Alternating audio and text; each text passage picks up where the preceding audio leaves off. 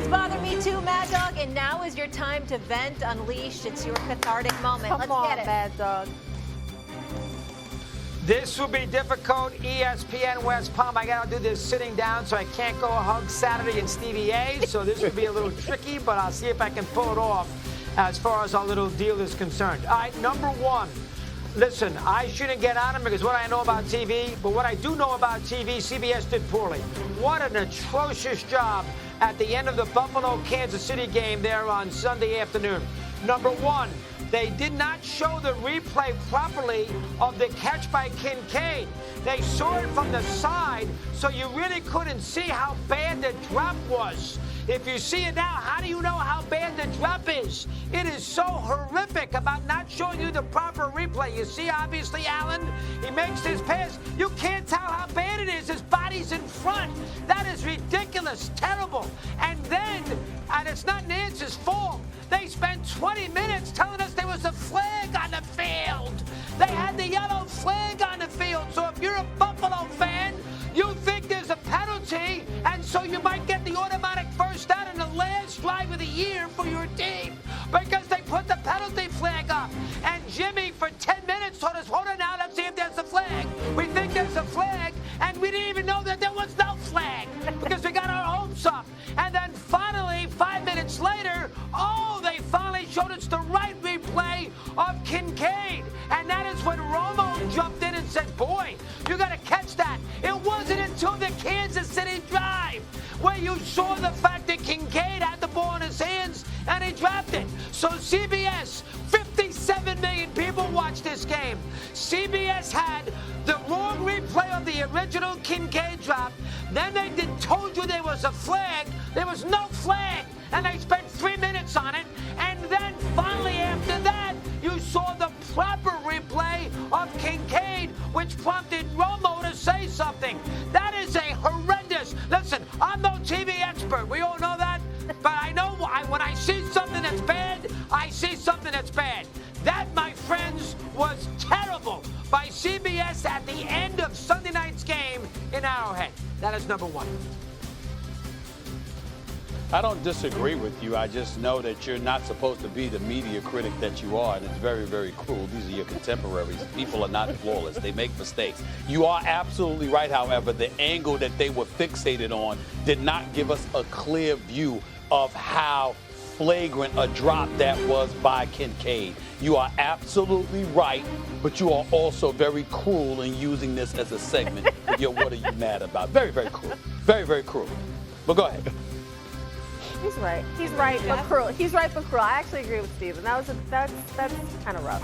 No, listen. I usually call him a hater. I think he's 100% right. And let me take it a step further. We needed to see that replay. That's fair. It minimized how good a play that Allen made. Yes. He's got 2 free rushers. He's rolling to his right. A guy is draped on his body, and he gets a 16, 18-yard pass and puts it on the arms of Kincaid. Yeah. I thought that was because I knew the blitz was coming, so I was upset about the protection. So I'm talking to my son, and he's right. I didn't see it until a few minutes later, the drop. But then you really see how the play was made by Allen. And I was like, how did he get the ball off? No, I'm with Doggy. This isn't with Nance and because Romo, as soon as he saw it, he made comment about it. They got to play that right away. Absolutely. So you do see that because it was Just a word of advice. Yeah. Just a word of advice, Jeff. Doggy is supposed to talk longer than you for the segment. Just Hey, I'm sorry that you two were in Florida and it takes you an hour to get to where you got to get to. You let me do me. You let me do me. You let me carry this thing. I've carried it all day. I've carried it all day. You understand what I'm saying? You know, you feel me? Well, look at the ratings. I carried it today. Some ratings. All right. You all are wild. Mad Dog, what's number two? Number two. Listen, I love Daniels more than anybody. And I'll be the first to admit, I had Washington +6, so I understand that. I'll be the first to admit, what are the Commanders doing getting blown out of the game? He scores the touchdown when they're down 34-15, and they do an end zone celebration, hand the ball to the official, go to the sideline, get the 2-point conversion, and realize you're down 2 scores late third quarter. This is no time to celebrate. You see Daniels scores, and then the whole team does these dances. What dances? This is the NFC Championship game. You've gotten you blown out. It's 34-23. You want to clap hands? You can't do a dance. Oh, my God, I couldn't believe it. The Eagles had scored at will in this game. They had killed you. You had fumbled 3 times. Hand the ball to the official. Thank God you still got a fighting chance and not celebrate a touchdown that turned out to be completely meaningless.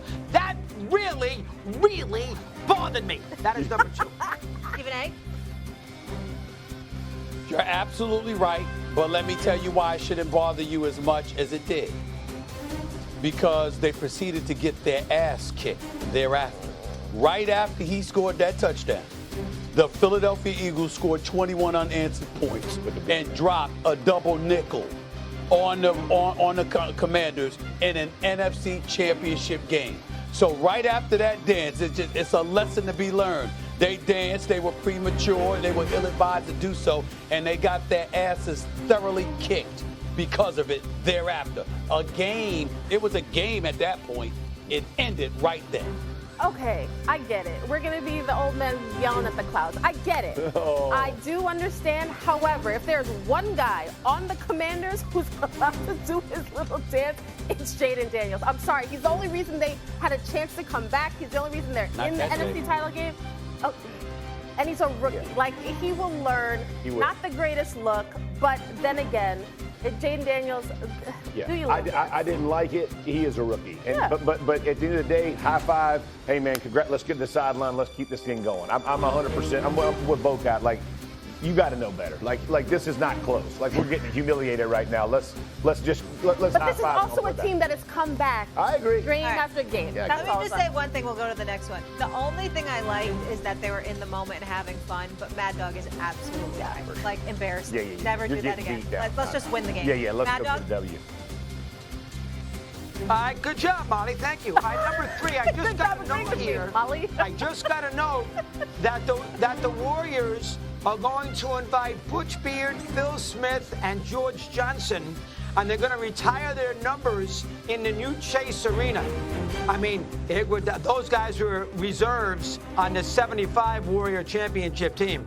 You mean to tell me now we're going to sit there and we're going to retire Iguodala's number? He averaged 9 points a game in his career. I mean, really? Yes, he was the MVP of the final against an awful Cavalier team that had Antoine Jameson and Devin Dover in their starting lineup. They should have won that series easy. And if Irving and Love didn't get hurt, they may have lost to him again. But we're going to invite Iguodala.